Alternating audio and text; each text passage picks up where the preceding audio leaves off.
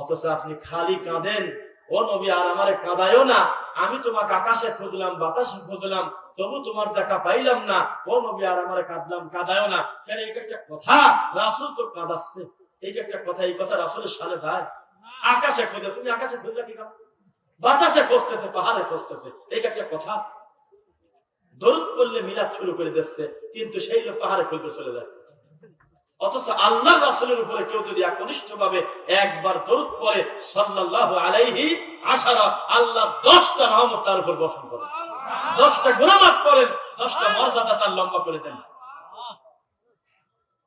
কথা কি কষ্ট হচ্ছে নাকি আপনাদের?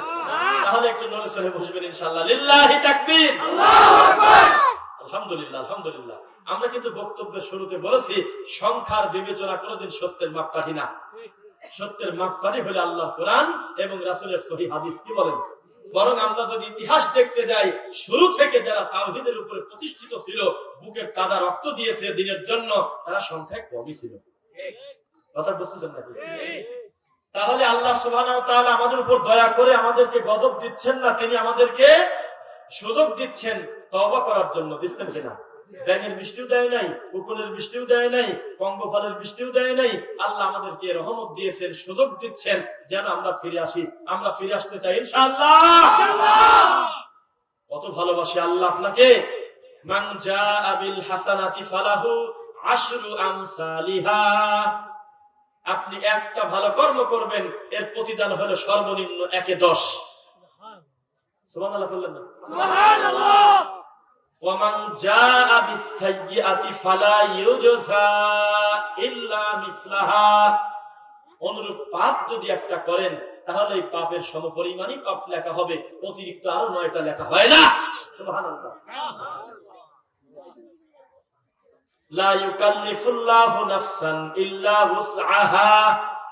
আল্লাহ ওই বোঝা মানুষের উপরে চাপান না যা লোকটা সাধ্যের বাইরে টেনে নিয়ে বেড়াতে পারে না। সুবহানাল্লাহ। এত স্বাধীনতা সুযোগ দিয়েছে এই আল্লাহ, কি আমার কাছে এইটা পায় না যে আমি আমার মরা পর্যন্ত শিরক করব না? ইনশাআল্লাহ, ইনশাআল্লাহ। ইন্নাল্লাহা, নিশ্চয় আমার আল্লাহ, লা ইয়াগফিরু, ক্ষমা করেন না, আন ইউশরাকা বিহি, তার সাথে শরীক করাকে, ওয়া ইয়াগফিরু, তবে ক্ষমা করে দেন, মা দুনা যালিকা লিমান ইয়াশা, শিরক ব্যতীত যত পাপ আল্লাহ যাকে ইচ্ছা ক্ষমা করে দেন। সুবহানাল্লাহ, সুবহানাল্লাহ। ওয়া মান ইউশরিক বিল্লাহ, তবে কেউ যদি আল্লাহর সঙ্গে শিরক করে, ফাকাদ হারামা আলাইহিল জান্নাহ, তাহলে জান্নাত তার জন্য হারাম। মা বোনদের ব্যাপারে আমরা 5-7 মিনিট কথা বলি ইনশাআল্লাহ, নাকি? ইনশাআল্লাহ। মা বোনরা কাদা ওয়াসা সেরকম পছন্দ করতে চায় না। কথা বলছেন নাকি? মানে আমাদের একজন দায়িত্ব বলেই ফেললো যে একটা জায়গায় বক্তব্য দিতে গিয়ে ওনার বক্তব্য যখন 1 ঘন্টা পার হয়ে গেছে, তখন মহিলা প্যান্ডেল থেকে বলতে চাও চলে যায়, মানে ওয়াজ করবি না, খালি কথাই কয়, ওয়াজ শুরু কর নাই। ওয়াজ শুরু করা মানে হলো খালি কাঁদে। কাল আমার কাছে একটা প্রশ্ন আসছে গোবিন্দগঞ্জ সাদুল্লাহপুর ভাতগ্রাম একটা মাহফিলে, যে যেসব বক্তা ওয়াকারণে মঞ্চে কাঁদে তাদের ব্যাপারে কিছু বলেন।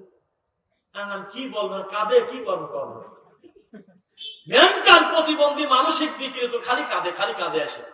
এই কাঁদা শুনে মহিলারা ডিম, মুরগি, কানের তামানটা খুলে ভোট দেয়, খালি কাঁদতেছে। তো তোমার কি এখানে কাজের পাশে কেউ কথা বোঝে না? আবার কেউ হাসা শুরু করছে, তো খালি হাসতেইছে। কেউ আবার সিরিয়ালে 7টা হিন্দি গান নকল করে বাংলা সিরিয়াল করে নিয়ে আসে, যে এই গান শুরু করে মহিলা কয়েছে মন ভরা দিয়ে গেছে হুজুরটা। আর মহিলা মানুষের কাছে পছন্দ হলে 18 ইঞ্চি বক্তা, কানা হুজুর, তারপরে হলো 22 ইঞ্চি বুঝিয়ে দেবো, তারপরে অন্ধ হাফেজ। এইটা মহিলারা যা দেখে, ওই পর্দা ছিঁড়ে দেখে, দেখি ভালো করে দেখি, মহিলা প্যানেলে পর্দা থাকে। আপনাদের একটু রাগায় নিলাম, এখন আপনাদের প্রশংসা করবো আমরা ইনশাল্লাহ। আমরা এত সময় ধরে যে বয়ান করলাম, আমার সামনে এতগুলো মানুষ বসে, আমিও তো কোনো মায়েরই সন্তান, কি বলেন? আপনি আয়েশা রাদিয়াল্লাহু আনহা, খাদিজা রাদিয়াল্লাহু আনহা, এদের চরিত্র গঠন যদি আপনি করতে পারেন, আপনার মর্যাদা বিশাল, ঠিক নাকি? কিন্তু আপনি যদি সম অধিকার দাবি করার নামে ব্যানার নিয়ে রাস্তায় খালি কাটাকাটি করেন, তাহলে তেল পাম্পে তেল বেচা লাগবে না। সেদিন আমি দেখি লজ্জায় মরি। এই যে আপনার ইয়েতে ঈশ্বরদী কি লালপুর কি জায়গায় একটা জায়গা আছে, সেখানে আমরা গাড়ি ব্রেক করে আমরা যা দেখি, আমাদের গাড়িতে যে তেল দিয়েছে সে একটা মহিলা মানুষ। তাই বললাম যে কি ব্যাপার?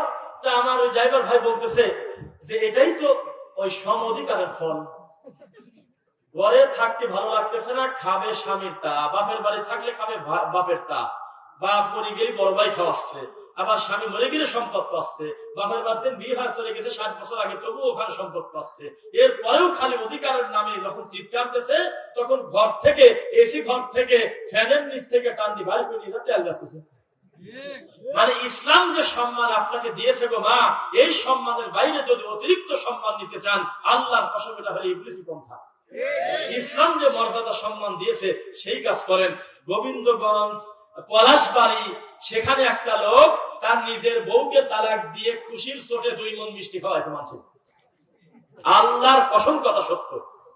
1 নাম্বার সত্য নিউজ, 2 নাম্বার কথা নিউজ বলে হতে পারে। আমি ওই গ্রামে মাহফিল করে আসলাম, আমার মাহফিলের সভাপতি আব্দুল মতিন, তিনি আমাকে সরাসরি বলছে, আমার কাছে এখনো ভিডিও, যে সাহেব কার কথা বলতেছেন, এটা তো আমরা নিজেরা সাক্ষী, আমাদের গ্রামের লোক।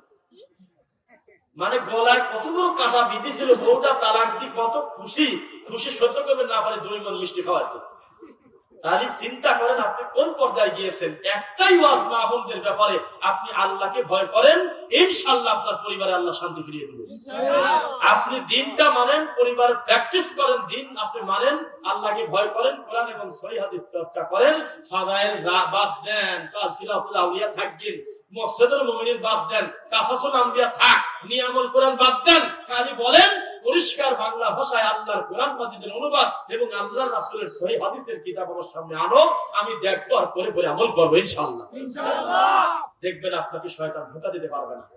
আপনি এত টেনশনে সারাদিন আপনিও তেল বেশি আসেন, আপনিও এই জায়গাতে ডিউটি করে 17 ঘন্টা পর বাসায় ঢোকেন, ও বাসায় ঢোকে একে অন্যকে মানে সন্দেহ করে কামড়া কামড়ি করতে করতে যেদিন তালাক হলো, খুশির ছোট ওই দিন 2 মণ খাবেন না 4 মণ খাবেন।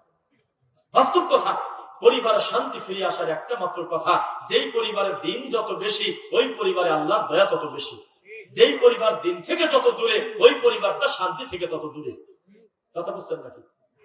আমাদেরকে ফিরে আসতে হবে কিতাবের দিকে। কিসের দিকে? 14 নম্বর সূরা সূরা ইব্রাহিম আয়াত নাম্বার 1, আলিফ লাম র।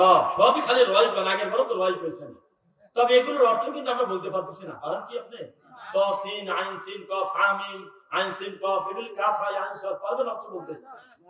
আপনি তো পারলেন না, একটু টাইম চলে যান, লালনের লোক সব বলে দিবেন। আরে যার পর কোরআন নাযিল হয়েছে তিনি বলতেছে আল্লাহু আ'লামু বিমুরাদ, আলিফ লাম মিম আলিফ লাম রা কাফ হা আইন সাদ তাসিন, এগুলোর অর্থ আমি মুহাম্মদ সাল্লাল্লাহু আলাইহি ওয়াসাল্লাম জানে না, আমার সাহাবায়ে কেরাম কেউ জানে না। এর অর্থ প্রকৃত একমাত্র আল্লাহ ভালো জানে। কিভাবে জানি? লালন ফকিরের জাত ঠিক হয়ে গেছে কুষ্টিয়া, ও কচ্ছে যে আলিফে আল্লাহ লামে মুহাম্মদ ফাতেমা মিমে মুহাম্মদ, জানুর বইটা নিয়ে আসে এখনই, ওদের গল্প সুফিদের নিয়ে আসেন।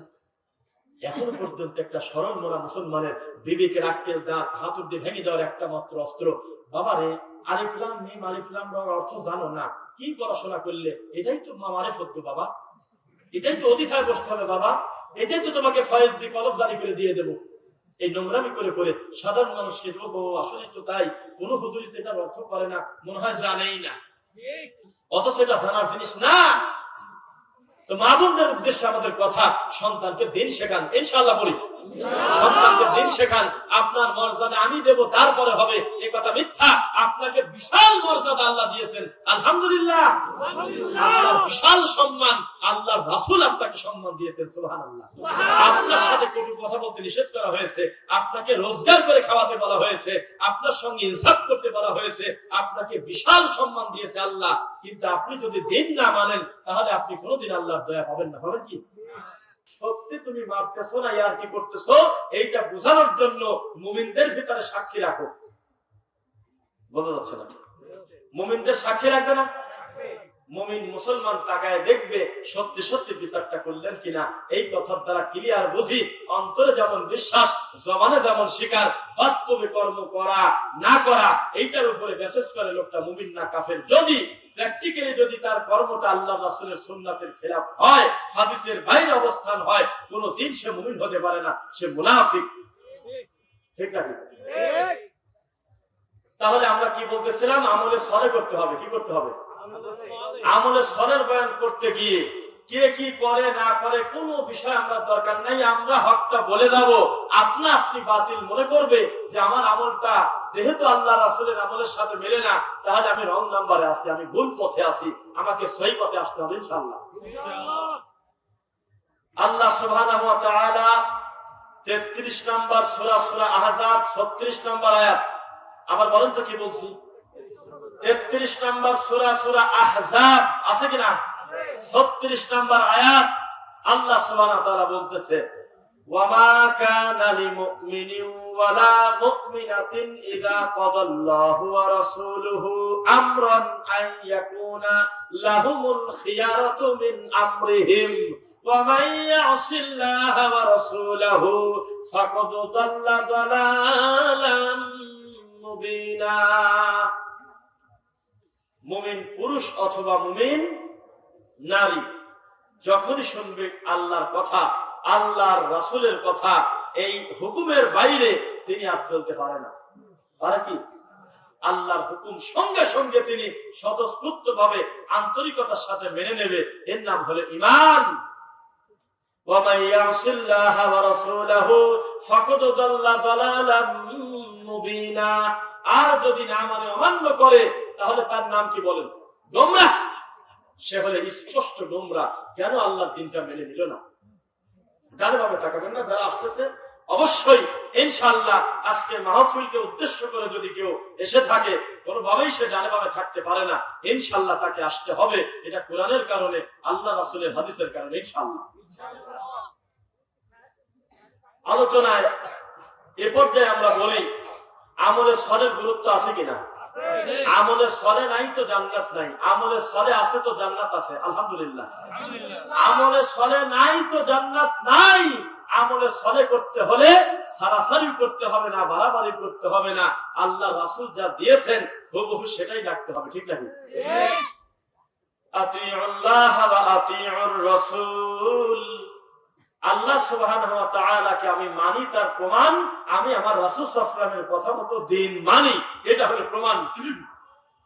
রাসূলের আদর্শ যদি আমি অনুসরণ না করি, তাহলে আমি আল্লাহকে মানি, এই কথাটাই হলো পুরা মিথ্যা কথা।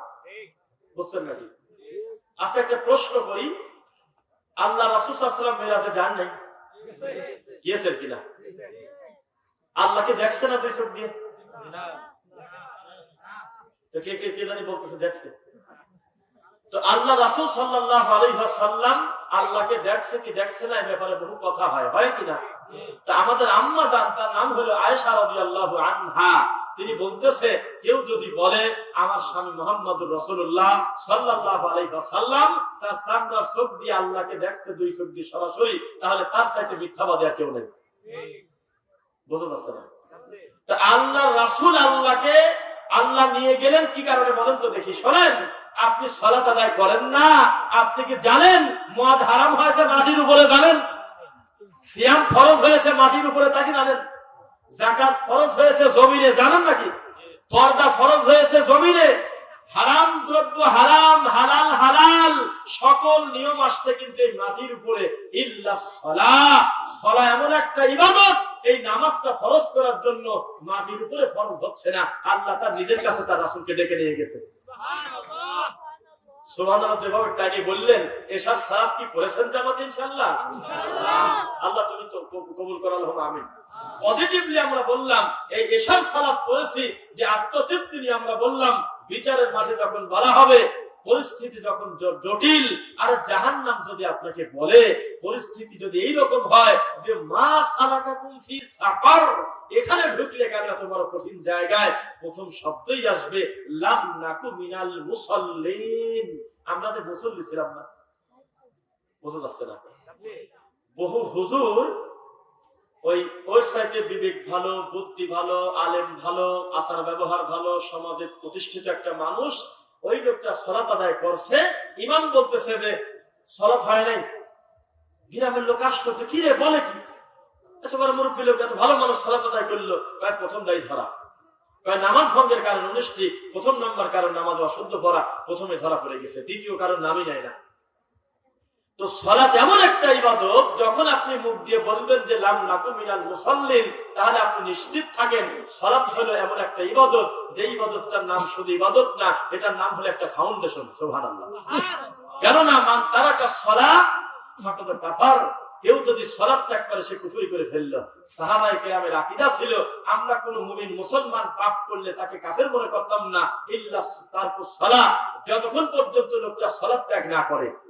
সালাত ত্যাগ করে এত বড় পাপ, এই সালাতটা ফরজ করতেছে মাটির উপরে না, আল্লাহ তার নিজের কাছে নিয়ে গেছে আল্লাহ রাসূলকে, তাই নাই? তো মেরাজে আল্লাহ রাসূল গিয়েছে, আল্লাহকে দেখছে কি দেখছে না এ ব্যাপারে সবচেয়ে ভালো জানে কি মুহাম্মদ সাল্লাল্লাহু আলাইহি ওয়াসাল্লাম। তিনি আমাদেরকে বলেন নাই। আয়েশা রাদিয়াল্লাহু আনহা বলতেছে কেউ যদি জোর করে বলে যে মুহাম্মদ সাল্লাল্লাহু আলাইহি ওয়াসাল্লাম আল্লাহকে দেখেছে তাহলে সে মিথ্যাবাদী। তা আল্লাহর রাসূল দেখলো না আল্লাহকে, কিভাবে জানি মনসের পাগল দেখে ফেলছে? কষ্ট লাগবে কিনা? আমাদের একটা দুঃখ, আমরা যখন বাতিলকে বাতিল বলি, হককে হক বলি, তখন আপনার গায়ের উপরে নিতে হয় না কেন? আপনি শুকরিয়া আদায় করবেন, আল্লাহ মরার আগে আমি আমার ভুলটা তো সংশোধন করতে পারলাম। মায়ের পেট থেকে সালাফি মানহাজ বুঝে আমরা আসি নাই, যদি আমরা ফিতরাতের উপরে জন্ম নিয়েছি মুসলিম হিসেবে, কিন্তু এইটা বুঝতে কোরআন এবং সহিহ হাদিসটাই একমাত্র নাজাতের পথ, এইটা বুঝতে আমাদের বহু সময় লাগছে কিনা? তাহলে আপনার প্রতি আমরা বিরক্ত না এই কারণে যে আপনার প্রতি আল্লাহর এত দয়া, এত রহমানের দয়া যে তিনি বলতেছে কারোর যদি আখিরুল কালাম লা ইলাহা ইল্লাল্লাহ হয়ে যায় ফাদাখালাল জান্নাহ, ইনশাআল্লাহ তিনি জান্নাতে যাবেন। ঘটনা যদি এটা শেষ মুহূর্তের হয় তাহলে 40 বছর ভুল করেছেন, এই ভুলটা ভুল প্রমাণিত হওয়ার পর ছেড়ে দিতে কি আর কোনো লজ্জা থাকলো? থাকলো কি লজ্জা? আমরা আপনাদের গালি দেই একটা কারণে, কারণ আজকে আমি আপনাকে গালি দিলাম, আগামীকাল সকালে যদি আল্লাহ আপনাকে হেদায়েত দিয়ে দেয় এই গালির ড্রাইভারটা নেবে কি? এই জন্য আপনাদের সামনে আমরা বারবার বলি দুইটা জিনিসের দিকে ফিরে আসেন, একটার নাম হলো কোরআন আর একটার নাম হলো রাসূলের সহিহ হাদিস। সহিহ বলতে আমরা বাধ্য হয়ে যাচ্ছি, সহিহ বলতে আমরা বাধ্য হয়ে যাচ্ছি। তোমরা আহলে হাদিস কেন, সালাফি কেন, একটু ব্যতিক্রম প্রতিষ্ঠান চালাও কেন? তোমাদের সাথে আমাদের গতানুগতিক কর্মকাণ্ড মেশে না কেন? তার বহু কারণ। আমাদের মনটা চায়, আল্লাহর কসম, তোমার যদি একবার চায় যে আমরা ভাই ভাই মিলে থাকি, আমাদের 99 বার চায় আমরা সব হানাফি, মালিকি, শাফি, হাম্বলি সকল ভাই কালেমার ভিত্তিতে, কোরআন এবং সহিহ হাদিসের ভিত্তিতে আমরা এক হয়ে যাব ইনশাআল্লাহ। কিন্তু একটা কষ্ট আমাদের আছে, আমরা আহলে হাদিস ততদিন পর্যন্ত তুলে নেব না, সালাফি ততদিন পর্যন্ত তুলে নেব না যতদিন পর্যন্ত আপনি চিশতিয়া তুলে নেবেন না, যতদিন পর্যন্ত আপনি সাবেরিয়াকে তুলে নেবেন না, ততদিন পর্যন্ত আমরা সালাফি মানহাজটাকে তুলে নিতে পারি না। কেন? আপনার সম্পর্ক ব্যক্তির সাথে, আমার সম্পর্ক আল্লাহ রাসূলের সহিহ হাদিসের সাথে। প্রত্যেকটা দল, প্রত্যেকটা তরিকা কিন্তু ব্যক্তিকে বেস করে হয়েছে, তাই কিনা? তাই ভাই নেই? কিন্তু আহলে হাদিস সালাফি মানহাজ এটা আল্লাহ রাসূল এবং তার সাহাবায়ে কিরামের নীতির উপর প্রতিষ্ঠিত। আলহামদুলিল্লাহ। আপনি চাইলে এটাকে নিভিয়ে দিতে পারবেন না। হাদিসটা আছে হলো 4844 সহিহ মুসলিম। হাদিসের রাবি হলো সাওবান রাদিয়াল্লাহু আনহু। তিনি বলতেছেন লা তাযালু তাইফাতুম মিন উম্মতি যাহিরিনা আলাল হক লা ইয়াদুররুহুম মান খাযালাহুম হাত্তা ইয়াতিয়া আমরুল্লাহি ওয়া হুম কাযালিক। কিয়ামত পর্যন্ত একটা দল হকের উপরে থাকবে, সুবহানাল্লাহ, সুবহানাল্লাহ। তাদের কোনো ক্ষতি করতে পারবে না, দূর থেকে বের হয়ে কেউ ক্ষতি করতে পারবে না। তারা যেমন ছিল তেমনি তারা হকের উপরে কিয়ামত পর্যন্ত থাকবে ইনশাআল্লাহ। ইনশাআল্লাহ। কথা কি বুঝতেছেন নাকি? হকের উপরে কিয়ামত পর্যন্ত থাকবে। সহিহ মুসলিম 4845 এর শেষের অংশে রয়েছে ওয়াহুম যাহিরুন। একদিন দুই দিন না, বিচারের মাঠে আল্লাহর সামনে একেবারে বিজয়ী অবস্থায় তারা উঠবে ইনশাআল্লাহ। ইনশাআল্লাহ। আল্লাহ এই গোত্র, এই মানহাজের সঙ্গে আমাদের তুমি যুক্ত করে নাও গো আল্লাহ। আমরা জান্নাতে যেতে চাই ইনশাআল্লাহ। আমরা ওই পীর ফকির সুফিদের মতো এই কথা বলবো না যে জান্নাতের লোভেও আমল করব না, জাহান্নামের ভয়েতেও আমল করব না। আমরা হলো আল্লাহর প্রেমে ডুবে যেতে চাই। ফাইন করে কথা বলে, কিন্তু মুরব্বিরাও মনে করে কথা তো ঠিকই, আমি জান্নাতের লোভ করব কেন? আমার কাম হলে আমার মাওলা পাককে খুশি করা, তিনি আমাকে জান্নাত দিবেন না জাহান্নামে দিবেন সে বোঝে।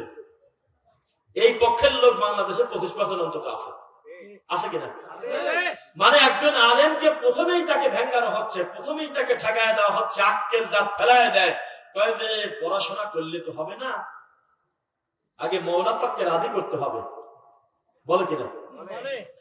কয় যে তুমি জান্নাতের আশা কেন করবে? জান্নাতের মালিকের আশা করো বাবা। হ্যাঁ, যার চিৎকার যদি ঠিকই তো কথা, তুমি জাহান্নামের আগুনের ভয় কেন করো? জাহান্নামের আগুন যিনি জ্বালান সেই মালিকের ভয় করো। তুমি তোমার মালিকের প্রেমে পড়ে দাও, মওলা পাক তোমাকে যেখানে দেয় দিবে। শুনছেন? মানে জাতি বুঝতে পারতেছে না যে এটা একটা কুফরি বাক্য, মিথ্যা কথা, আল্লাহর নামে অপবাদ দেওয়া। কেন? আমি জান্নাত চাবো না, জাহান্নাম থেকে বাঁচবো, এই কথা আল্লাহ তো নিজেই বলে দিচ্ছে যে তুমি ঈমান আনো, নেক আমল করো, তারই তোমাকে দেব জান্নাতুল ফেরদাউস। সুবহানাল্লাহ। আমাকে চাইতে বলা হচ্ছে ফার্স্ট ক্লাস জান্নাত। জান্নাত যখন দরকার, জান্নাতুল ফেরদাউস চাও। কথা বুঝছেন? ইযা সাআলতা ফাসআলিল্লাহ ওয়া ইযা ইসতাআনতা ফাসতাইন বিল্লাহ। যা দরকার কার কাছে চাও? আল্লাহর কাছে চাও। যা কিছু বলার কাকে বলো? আল্লাহকে বলো। দুনিয়ার মানুষের কাছে দুর্বলতা, বিপদের কথা বললে সামনে সিম্পাথি দেখালেও ফাঁকে গিয়েই এটাকে মজা নেয়। জানেন আপনি? মনে করেন যে হ্যাঁ বিপদে পড়ছে পড়ুক, কিন্তু শেষ রাতে যদি আল্লাহকে নিজের গুনাহের কথা বলা যায়, আল্লাহ কত শিরিক করছি, আল্লাহ কত ভুল কাজ করেছি, আল্লাহ কত সালাত কাদা করে ফেলেছি, আল্লাহ কত ভুল ভ্রান্তি করে ফেলেছি, আল্লাহ এগুলো বুঝতে পারি নাই, ইনশাআল্লাহ মরা পর্যন্ত এই পাপ আর দ্বিতীয় দিন করব না, এই কথার উপরে যদি সত্যি আপনি অবিচল থাকেন, ইনশাআল্লাহ অতীতের গুনাহ ক্ষমা হয়েছে, কথাটা মিথ্যা, সমস্ত গুনাহকে আল্লাহ নেকি দিয়ে পরিবর্তন করে দিয়েছেন, এই কথাই সত্য। ইল্লা মান তাবা ওয়া আমানা ওয়া আমালা আমালান সালিহান ফাউলাইক ইউবাদদিলুল্লাহু সাইয়্যাতিহিম হাসানাত। কেউ যদি তার অতীতের পাপের ব্যাপারে আল্লাহর কাছে ক্ষমা চায় এবং নেক আমল করে, তাহলে আল্লাহ শুধু ক্ষমা করবেন না, অতীতের সকল পাপকে আল্লাহ নেকি দিয়ে পরিবর্তন করে দিবেন। সুবহানাল্লাহ। জান কিনা? দরকার আছে কিনা? তাহলে আমলে সলে করতে হবে। কি করতে হবে? তাহলে ইনশাআল্লাহ আল্লাহ আমাদেরকে জান্নাত দিবেন। কিন্তু আমরা তো আমলে সলে সন্তুষ্ট না। কষ্ট কোথায় রাখবেন?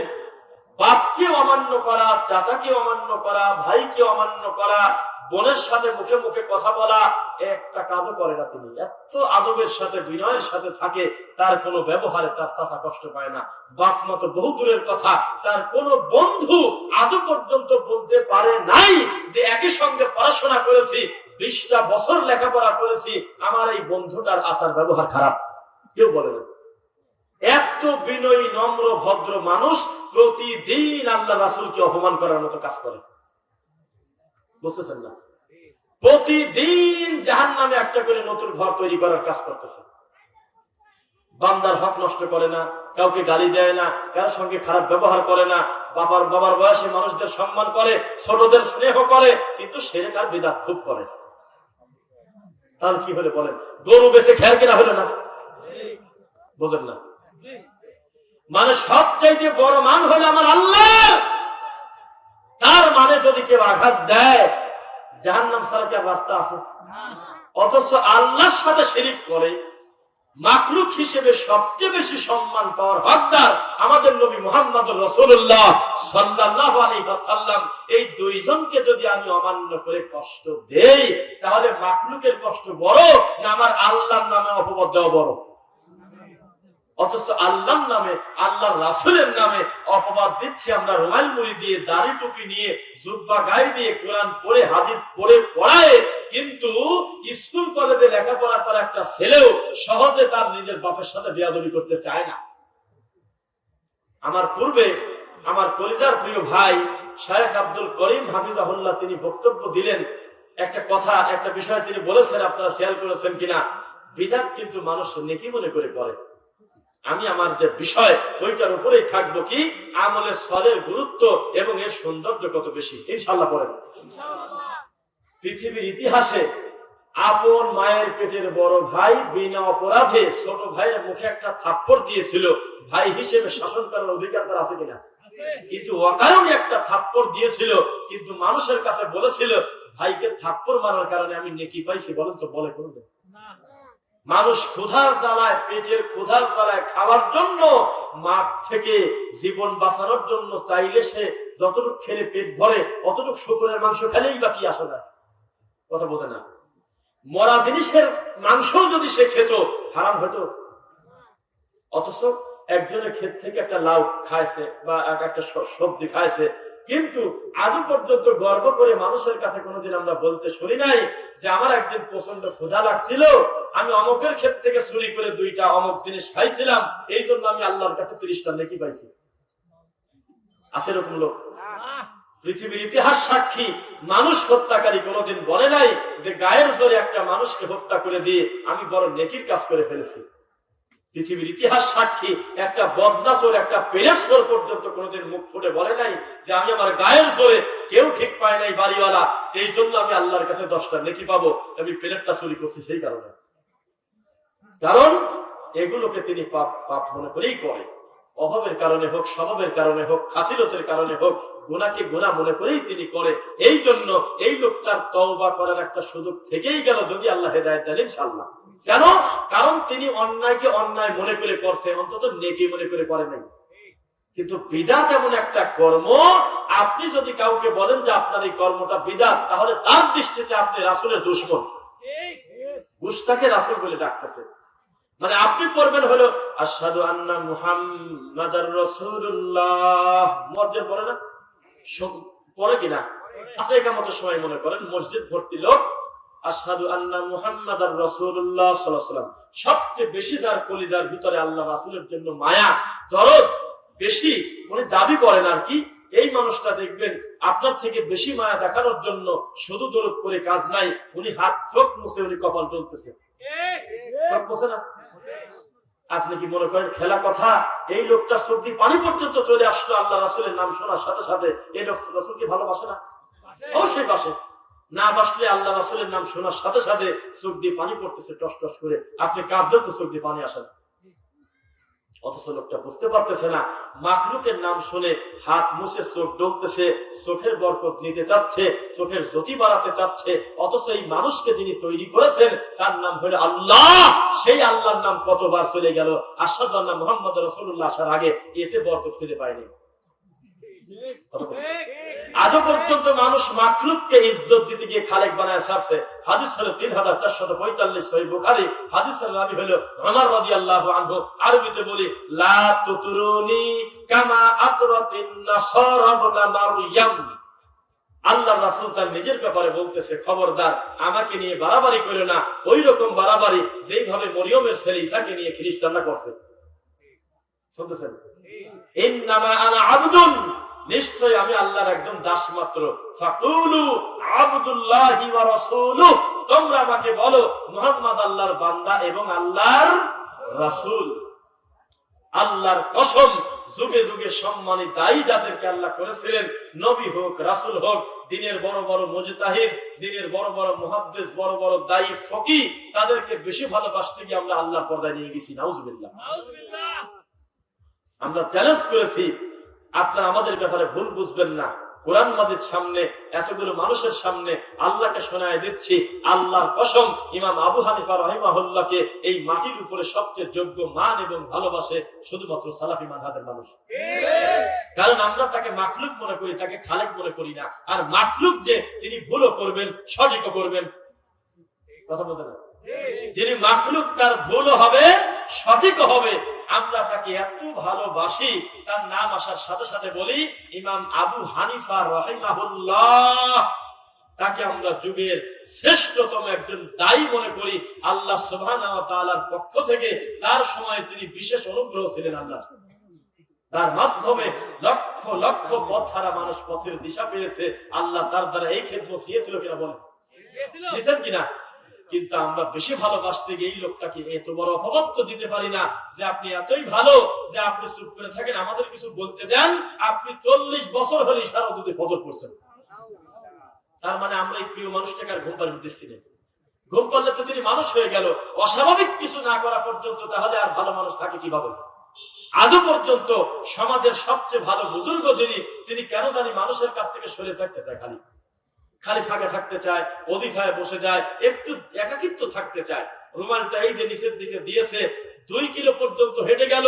বাবার বয়সী কত লোক, ছেলের বয়সী কত লোক, কাউকে বলে নাই আসসালামু আলাইকুম ওয়া রাহমাতুল্লাহ, শুধু সালাম আসছে, সালামের জবাবগুলো দিয়েছে। বুঝতেছেন নাকি?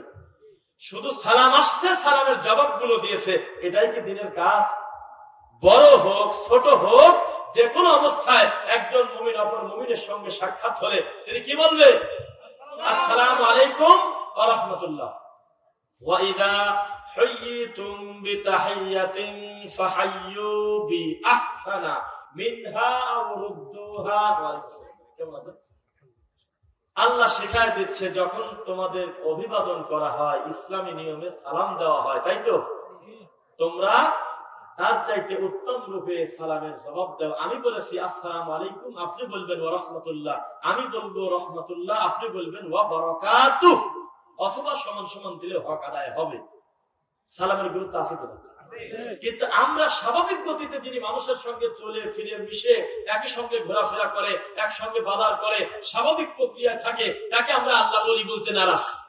এ ওলি হয় কিভাবে? এটা আমার ছেলে, এরা আমার চাচা, আমার মতোই চলাফেরা করে, একই সঙ্গে ঘোরাফেরা, তার ভিতরে তো ব্যতিক্রম কিছু নাই। তার মানে আল্লাহর ওলি হলে জাদুকর হওয়া লাগে আমাদের দেশে। তা আমরা বলি সবচাইতে বড় আল্লাহর ওলি এই মাপকাঠিতে হওয়ার কথা, যারা সার্কাসে এই যে আপনার সাইকেলের রড বাঁকা করে ফেলে, গলার সাথে রড লাগায়। আমি নিজে দেখছি রড লাইট কামড়া কামড়া খাইছে। কি একটা অবস্থা চিন্তা করেন। এক চাকার উপরে সাইকেল চলেছে, চারদিক কূপের মতো সাইকেলই ঘুরতেছে। আরে দেখেই ভয় করে, দড়ির উপর দিয়ে হেঁটে চলে যাচ্ছে। খেলা কথা মনে করছেন আপনারা? অলৌকিকতা, এক্সেপশনাল, ব্যতিক্রম কোন কিছুটাকেই যদি আপনি দিনের চূড়ান্ত মানহাজ মনে করেন বা হক মনে করেন, ব্যতিক্রমটাকেই যদি আপনি আলাদা ভাবে কিছু মনে করেন, সবচেয়ে বড় আল্লাহর ওলি হলো এই জাদুকররা। নাউযুবিল্লাহ। ইন্না মিনাল বায়ানি লাসিহরুন। অথচ তারা জাদু নিয়ে বক্তব্য দিচ্ছে, জাদু নিয়ে কর্মকাণ্ড করতেছে কিনা? আপনি দেখতেছেন কি জানেন? এটা খুব বিষয়, বাংলাদেশ প্রতিদিন পেপারে উঠে গেছে। এটা বাংলাদেশের বিশেষ গুরুত্বপূর্ণ সময় টিভি সহ বিভিন্ন গ্রহণযোগ্য অনলাইন পোর্টালে চলে আসছে নিউজটা। তাই বলতেছি, কেন বিচ্ছিন্ন ব্যক্তির কথা নিয়ে আন্দাজে ধারণার উপরে কারোর উপর অপবাদ দেওয়া যায় আছে কি না? যেহেতু এই বিষয়টা খোলাসা হয়ে গেছে, তাই বলি, একটা বক্তা কি পর্যায়ে গেলে তার সামনের শ্রোতারা তার কাছে প্রশ্ন দেয়, হুজুর আমাদের মাহফিলে তো আপনি বিড়ি খাওয়ার স্টাইলটা দেখালেন না। তখন তিনি এই মাহফিলের পোস্টারটা ভাঁজ করে গোল করে তিনি 4 রকম স্টাইলের বিড়ি খাওয়া দেখায়। যুবক কিরকম খায়, বাচ্চা কিরকম খায়, মুরব্বী মানুষ কিরকম খায়, এই সিরিয়াল করে করে দেখাচ্ছে। উনিও হলো বক্তা। আজকে 2021 সালে এই লোকটাকে আগে 40, স্টেজে পাওয়া দেওয়ার আগে আর 35। বোঝা যাচ্ছে না? আমাদের দেশে কিন্তু কিছু অসল টসল নাই। আপনাকে আমি সোজা কথা বলি, আপনি যদি নিজ থেকে আল্লাহর কাছে কান্নাকাটি করে সিরাতাল মুস্তাকিমটা না বলেন, না চান, আপনার সাথে বড় হতভাগা কেউ নেই। আপনাকে আমরা কোনোদিনও বলি নাই যে আপনি আহলে হাদিস হন, সালাফি হন, আমি যা বলি তাই শোনেন। আমাদের নিজেদের দিকে কোনোদিন দেখেছি প্রমাণ দিতে পারবেন না। আমরা বলেছি আপনি নিজেই অন্তত আল্লাহকে বলেন, আল্লাহ মৃত্যুর আগে অন্তত হকটা তুমি আমাকে দাও। হক কোনটা নিজে তালাশ করেন, ইনশাআল্লাহ একাগ্রতার সাথে আল্লাহর কাছে যাওয়ার কারণে আল্লাহ হকটা দিবেন। কারণ তিনি নিজেই চান আমার বান্দা সিরাতুল মুস্তাকিমের উপরে থাকুক। তাছাড়া যেই জিনিস ছাড়া সালাত হয় না, আল্লাহ প্রত্যেকটা রাকাতে সূরা ফাতিহাতে কেন তিনি শেখায় দিচ্ছে, ইহদিনাস সিরাতাল মুস্তাকিম। আমরা আল্লাহর কাছে কি চাই? সিরাতাল মুস্তাকিম। তার মানে আল্লাহ নিজেই চায় আমার বান্দা আমার কাছে ফার্স্ট ক্লাস সিরাতাল মুস্তাকিম, একমাত্র সঠিক রাস্তাটা চায়। তা আপনি তো চানই নাই, তো পাবেন কিভাবে? 40টা বছর সেজদা দিলেন আল্লাহকে, সেজদাতে বলেনটা কি তা যদি না জানেন, বিনয়ী কি আসবে? হ্যাঁ, সৌদি আরবের মানুষ জুমার খুতবা দেয়, মুসল্লি খালি কাঁদে সামনে বসে, উনিও খালি কাঁদে। হা করি আমরা বাঙালি টাকা থাকি গেলে কাঁদে কে? আমরা খুতবা দিবি কি সুন্দর ঘুম পারি শুক্রবার দিন, এ কাঁদে কি কারণ? ওরা কাঁদে এই কারণে ইমাম সাহেব যেভাবে আল্লাহ এই কথাটা বুঝে ফেলছে, সামনের মুসল্লিও বুঝে ফেলছে। কেননা তার ভাষা হলো আরবি। যখনই জাহান্নামের আগুনের কথা আসে, যখনই জাহান্নামীদের খাদ্যের ভয়াবহর কথা আসে, সঙ্গে সঙ্গে তারা ভয়তে ভীত হয়ে কান্না করতেছে, চোখ দিয়ে পানি চলে আসে। যখনই তারা পড়তেছে ইয়াউমা ইয়াফিরুল মারউ মিন আখিহি ওয়া উম্মিহি ওয়া আবিহি ওয়া সাহিবাতিহি ওয়া বানিহি লিকুল্লি ইমরিইন মিনহুম ইয়াউমা ইযিন শা'নুন ইউগনি। খালি কাঁদতেছে আল্লাহ পরিস্থিতি এত জটিল, আল্লাহ আমার ভাই তাই আমাকে দেখে দৌড় দেবে, আমার মা বাবা তাই আমাকে দেখে দৌড় দেবে, আমার বউ আমার সন্তান আমার এত আদরের তারা আমাকে দেখে দৌড়াবে, আল্লাহ প্রত্যেকে তার নিজস্ব পেরেশান থাকবে, আল্লাহ পরিস্থিতি কত জটিল। আল্লাহ যেই বলতেছে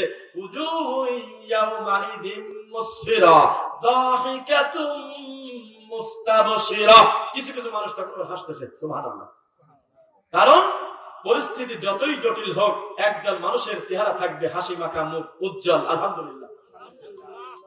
তাহলে কোরআন মাজিদ বুঝে পড়ার দরকার আছে কিনা? আপনি তো খালি মানত করে বসে আছেন যে প্রতি বছর 4টি করে কোরআন বসাবো, খতম দিয়ে দেবো।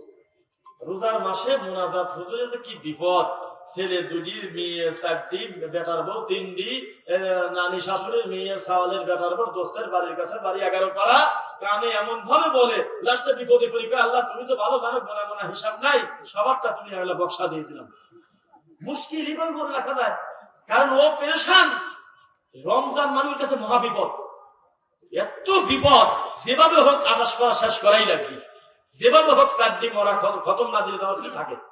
অথচ বোঝে না প্রত্যেকটা সিয়ামে প্রত্যেকটা রমাদানে আমি যদি সূরা বাকারা, আমি যদি সূরা আল ইমরান, আমি যদি সূরা মায়েদা আর ওসব বাদ দেন অন্তত 10টা ছোট সূরা, এই সূরাটাও যদি বুঝে বুঝে তার হক আদায় করে যদি পড়ার চেষ্টা আমরা করতাম অবশ্যই আল্লাহ খুশি হতেন কিনা। কিন্তু তাড়াহুড়া করে বসানোর ভিতরে কি কিছু আছে? আছে কি? যদিও মান ক্বারাআ বিল কুরআন বিল হারফ ফালাহু আশরু আমসালিহা, আল্লাহর কোরআন মাজিদের একটা হরফ পড়লে 10টা নেকি পাওয়া যায়, বিশ্বাস হয় কিনা? কিন্তু কাটি প্যাকেট করে গলা দিলে কোন নেকি নেই। কোরআন মাজিদে আল্লাহ বলতেছে ওয়ানুনাজ্জিলু মিনাল কুরআনি মা হুয়া শিফাউ ওয়া রাহমাতুল লিল মুমিনিন, আছে কিনা? সূরা বানী ইসরাঈল আছে না? আল্লাহ বলতেছে আমার এই গোটা কোরআন মাজিদটা হলো মুমিনদের জন্য শিফা, সুবহানাল্লাহ, আছে কিনা?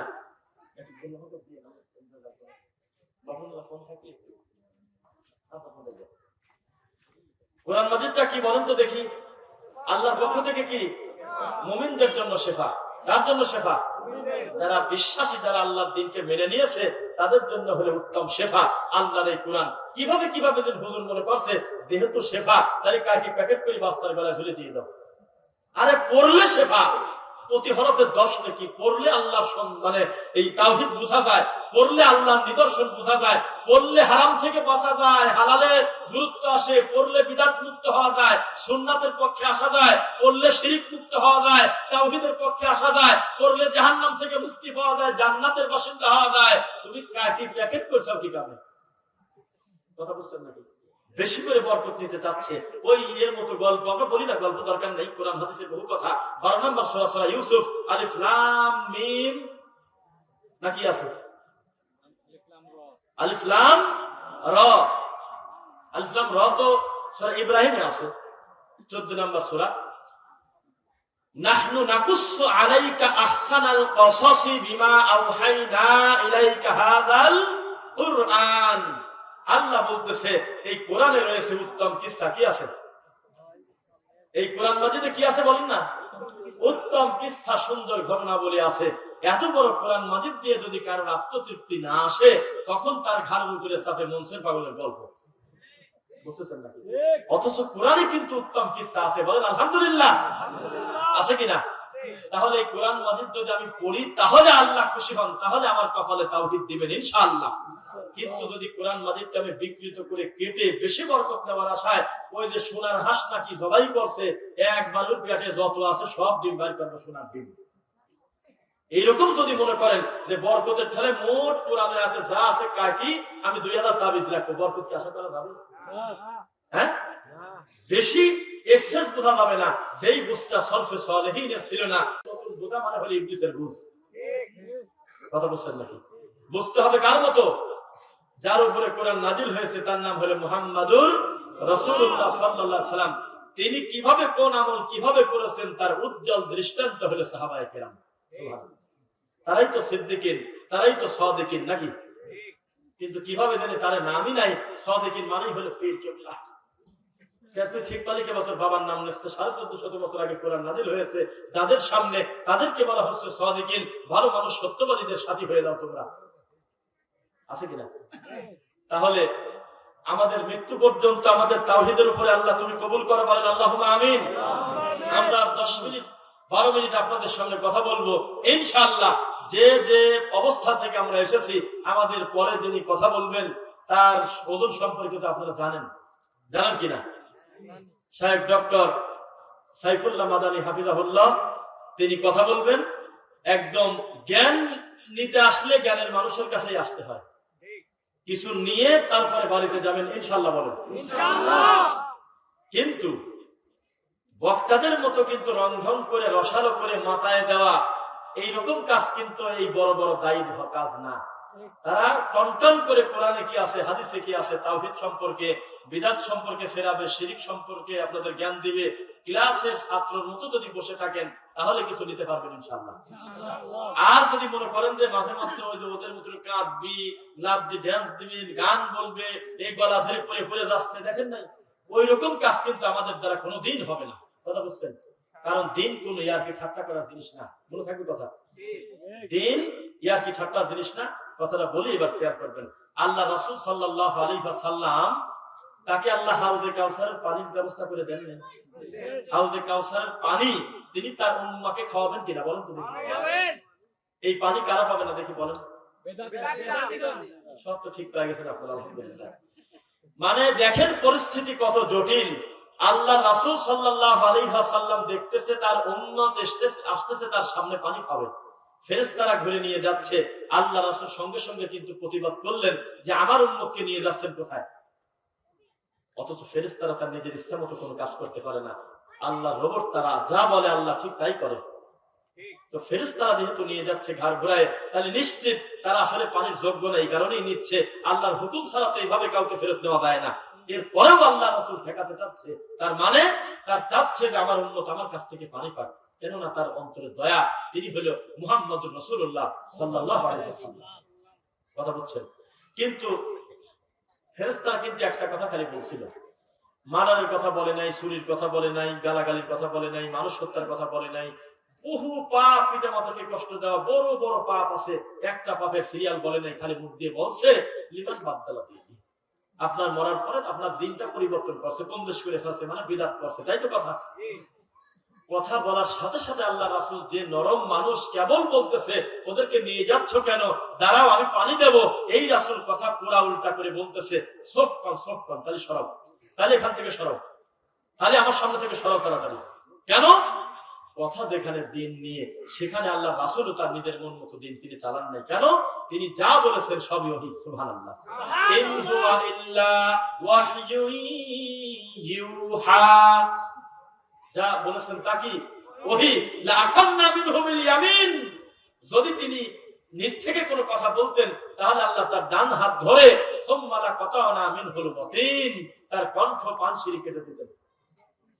কোরআন মাজিদে বহু আয়াত, বহু সূরা কিন্তু মিলানো আছে, আছে কিনা? ওয়াল ফাজর ওয়া লায়ালিন আশর ওয়াশ শাফঈ ওয়াল ওয়াতর ওয়াল লাইলি ইযা ইয়াসর হাল ফি যালিকা কাসামুল লিযি হিজর আলাম তারা কাইফা ফাআলা রাব্বুকা বিআদ, আছে কিনা? আলাম নাজআল লাহু আইনাইন ওয়া লিসানান ওয়া শাফাতাইন ওয়া হাদাইনাহু নাজদাইন বিল্লাইল والشمس وضحاها والقمر إذا تلاها والنهار إذا جلاها মিল আছে কিনা? والسماء ذات البروج واليوم الموعود وشاهد ومشهود মিল আছে কিনা? যতই মিল থাক তাও আপনি বলতে পারেন না এটা কবিতার বই। 36 নম্বর সূরা, সূরা ইয়াসিন 69 নম্বর আয়াতে আল্লাহ আপনার কথা নাকচ করে দিল, ওয়ামা আল্লামনাহু শি'রা ওয়ামা ইয়ানবাগি লা। যতই মিল থাক এটা কোন কবির কবিতা নয়, কবি আপনার জন্য শোভনীয় নয়। ইন হুয়া ইল্লা যিকর, নিশ্চয় এটা হলো উপদেশ, ওয়া কুরআনুম মুবিন, স্পষ্ট আল্লাহর কোরআন। অথচ কোরআন মাজিদের কবিতা লিখে কত রং ঢং করে, কান্নাকাটি করে ভিন্ন নাম দেওয়ার আপনি চেষ্টা করতেছেন, কোনো লাভ হবে না। প্রথম কথা, এটা কোনো কবিতার বই না, এটা কোন কবির কবিতা নয়, কেননা কবিতা হলো সবচেয়ে ভালো লেখকও তার আগের লাইন আর পরের লাইন মিলানোর স্বার্থে, রূপক কথা ছাড়া কোনোদিন কবিতা হয় না। কথা বলেন, রূপক কথা ছাড়া কোন কবির একটা পৃষ্ঠা কবিতা লেখা কঠিন আছে, খুব কঠিন। ইল্লা কোরআন, গোটা কোরআন মাজিদটা কত সুবিন্যস্ত, কত সুন্দর মিলানো রয়েছে, অথচ আল্লাহ সুবহানাহু ওয়া তাআলা বলতেছে একটা কথা এর ভিতরে রূপক নাই, কোন কবির কবিতা না। সুবহানাল্লাহ।